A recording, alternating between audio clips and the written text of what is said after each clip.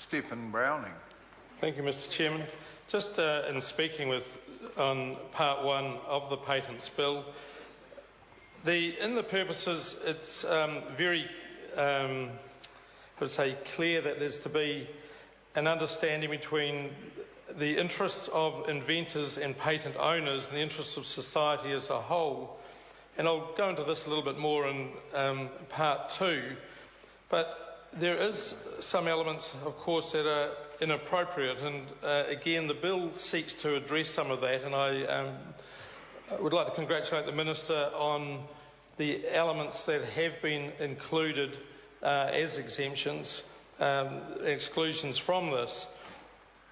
But it does need to go that little bit further. It will be interesting in the courts when we look at the purposes and overview when some of these issues come up, where it will be considered whether something is absolutely new or is it only new because different components have been pulled together, and of course that's in the areas of life and organisms. It could be clearer. It certainly allows for genetic engineering, and that is one of the real risks of this bill. We were just hearing about the Plant Varieties Act. That is very, very strong, and it does look out for people breeding plants in New Zealand, and it's good to see that plants have been excluded.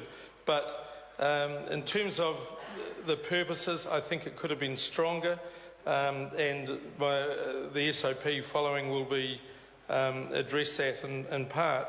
It's great that there was this cross-party effort to deal with issues around software and the likes, and it's fantastic to see a sort of a national approach and in the truest sense of the word, a countrywide approach, and something that we can all be proud of.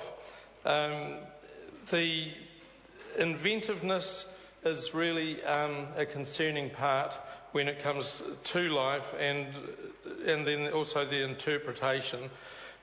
I'll move into the interpretation. The Budapest Treaty, I'm concerned that with the treaties and also the TRIPS one as well, that unfortunately those sorts of treaties that we enter into outside of Parliament, when our negotiators and others go over there, can then actually be pulled through this bill into New Zealand regulation and whatever. So things may happen that we don't intend because of the inclusion of the Budapest Treaty and some of the ramifications of that. I'm not quite sure that the other members in the House actually understand the lengths that can go to.